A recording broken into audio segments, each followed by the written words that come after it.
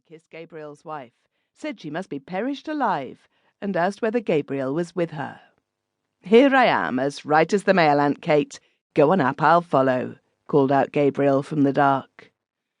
He continued scraping his feet vigorously, while the three women went upstairs laughing to the ladies' dressing room. A light fringe of snow lay like a cape on the shoulders of his overcoat, and like toe-caps on the toes of his galoshes, and as the buttons of his overcoat slipped with a squeaking noise through the snow-stiffened frieze, a cold, fragrant air from out of doors escaped from crevices and folds. "Is it snowing again, Mr. Conroy?" asked Lily. She had preceded him into the pantry to help him off with his overcoat. Gabriel smiled at the 3 syllables she had given his surname, and glanced at her. She was a slim, growing girl, pale in complexion, with hay-coloured hair.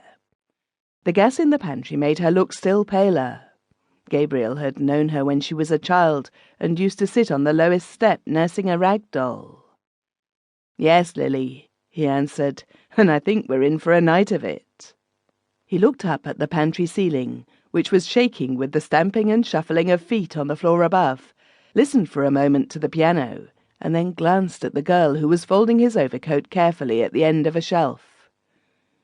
"Tell me, Lily," he said in a friendly tone, "do you still go to school?" "Oh, no, sir," she answered. "I'm done schooling this year and more."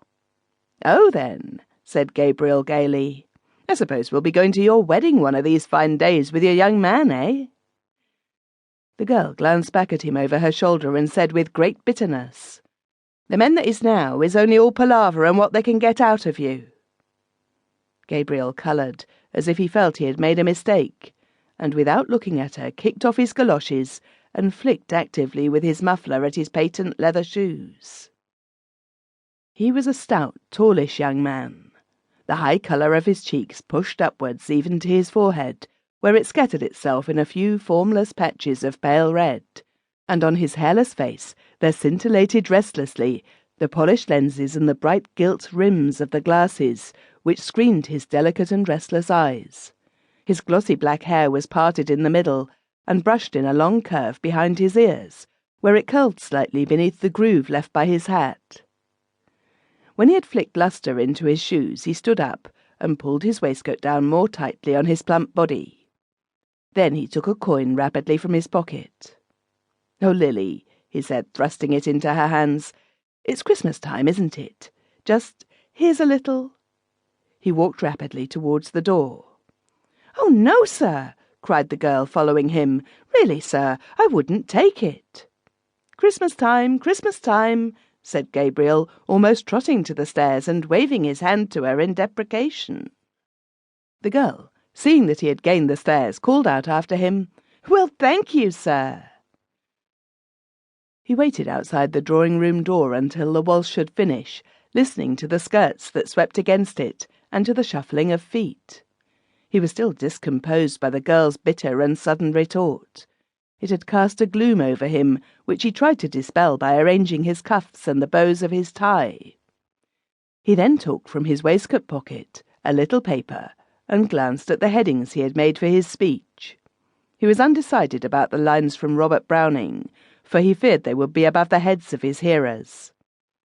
Some quotation that they would recognise from Shakespeare or from the melodies would be better. The indelicate clacking of the men's heels and the shuffling of their soles reminded him that their grade of culture differed from his. He would only make himself ridiculous by quoting poetry to them which they could not understand. They would think he was airing his superior education. He would fail with them just as he had failed with the girl in the pantry. He had taken up a wrong tone. His whole speech was a mistake from first to last, an utter failure.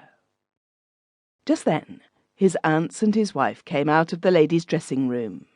His aunts were 2 small, plainly dressed old women. Aunt Julia was an inch or so the taller. Her hair, drawn low over the top of her ears, was grey, and grey also, with darker shadows, was her large, flaccid face. Though she was stout in build and stood erect, her slow eyes and parted lips gave her the appearance of a woman who did not know where she was or where she was going. Aunt Kate was more vivacious.